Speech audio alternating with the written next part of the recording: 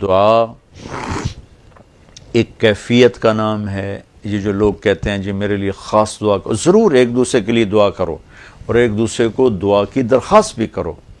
تو حضرت عمر رضی اللہ تعالیٰ عنہ عمرے پر جا رہے تھے کہ یا رسول اللہ میں عمرے پہ جا رہا ہوں.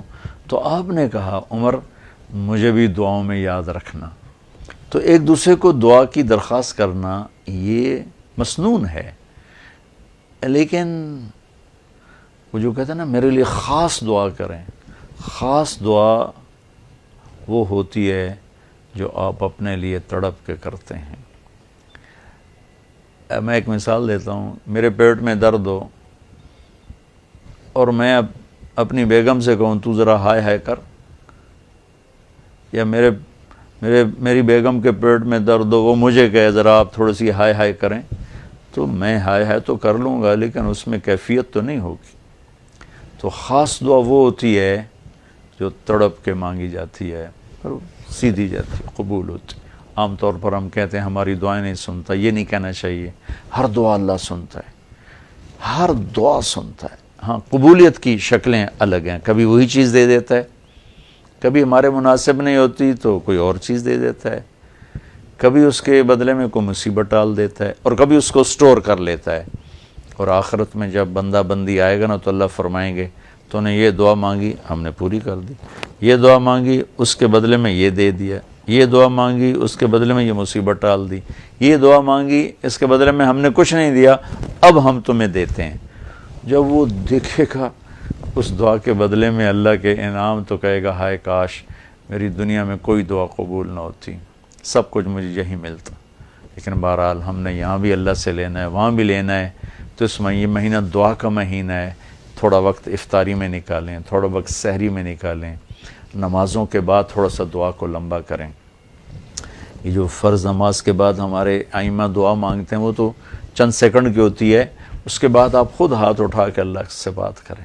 اگر اس وقت آپ کو فرصت نہیں ہے تو کم از کم سحری کے وقت اور افطاری کے وقت ضرور کچھ وقت نکال کر اللہ سے باتیں کریں.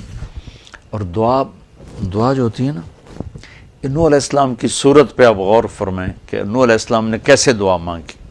پہلے اللہ کو اپنے دکھڑے سنائے، اپنے غم سنائے، اپنی درد بھری کہانی سنائی. دعا تو دو لفظ ہیں، رب لا تذر علی الارض من الکافرین دیارا، دو لفظ. لیکن ان سے پہلے اپنی کہانی سنائی، اللہ میرے ساتھ یہ ہوا، میں نے یہ کیا، قوم نے یہ کیا، میں نے یہ کیا، میرے ساتھ بہت انہوں نے زیادتی کی، یا اللہ پھر میں لگا رہا، اچھا یا اللہ تو یہ کر دے. یہ طریقہ ہے. اللہ سے آپ باتیں کیا کریں، یا اللہ اب ایک تو سے میں نل کی ہو گیا، میرا نل اے ہو گیا، میرا نل اے ہو گیا، یا اللہ میں تو تیرے در پہ آیا. اللہ سے یوں بات کریں جیسے اللہ سامنے ہے اور آپ اس کو اپنا دکھڑا سنا رہے ہیں. دکھڑے سنا کر پھر اپنی دعا پیش کریں گے تو انشاءاللہ اللہ ضرور قبول فرمائیں گے. تو اس مہینے کو دعاؤں سے قرآن کی تلاوت سے خوبصورت بنائیں. ہاں دعا کی قبولیت میں رکاوٹ ہے. ایک آدمی کا سینہ بغض سے بھرا ہوا ہے، نفرت سے بھرا ہوا ہے، حسد سے بھرا ہوا ہے، تو یہ چیزیں دعا کے بیچ میں حائل ہو جاتی. ایک آدمی کا رزق حرام ہے، یہ چیزیں دعا کے درمیان حائل ہو جاتی. لیکن اس کے باوجود بھی اگر کوئی تڑپ کے مانگے گا نا تو مجھے یقین ہے کہ جو بھی ہے نا اللہ اس کی ضرور سنے گا. تڑپ کے مانگنے والے کو اللہ کبھی خالی ہاتھ نہیں لوٹاتا. تو دعا کی کیفیت بنائیں تڑپ کے مانگنے کی. کتاب والی دعا اجر ملے گا، دعا والا کام نہیں ہوگا. دعا تو اللہ کی طاقت کو ساتھ لینے کا عمل ہے کہ جہاں میں بے بس ہوں اے اللہ تو اپنی قدرت کو ظاہر فرما. تو یہ اللہ پاک نے دعاؤں سے وہ کیا ہے جو مردے زندہ کر دیے دعاؤں سے. اللہ تعالیٰ نے نباتہ بن یزید نخی رحمۃ اللہ علیہ یمن کے تابعین میں سے ہیں، سفر پہ جا رہے تھے، گدھا مر گیا. تو ایک طرف ہو کے 2 نفل پڑھے کہ یا اللہ تو بے نیازم ہے، تو ضرورت مند ہوں، یہ میری سواری ہے، میں آگے پیدل کیسے چلوں، اسے زندہ کر دے، تجھے قدرت ہے. پھر ایک اس کو چھڑی ماری کا، اٹھ قم باذن اللہ. گدھا دم ہلاتا ہوا کھڑا ہو کے. اور نباتہ پہلے فوت ہوئے، گدھا بعد میں مرا. اور امام شعبی فرماتے ہیں کہ میں نے دمشق کے بازار میں اس گدھے کو فروخت ہوتے دیکھا. تو دعاؤں سے تو ایسے ناممکن اللہ تعالیٰ ممکن کر دیتے ہیں.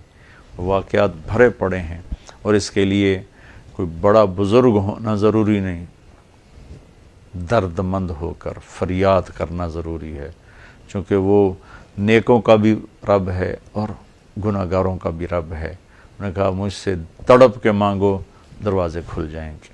اللہ تعالیٰ ہم کو دعاؤں والا بنائے، قرآن والا بنائے. السلام علیکم.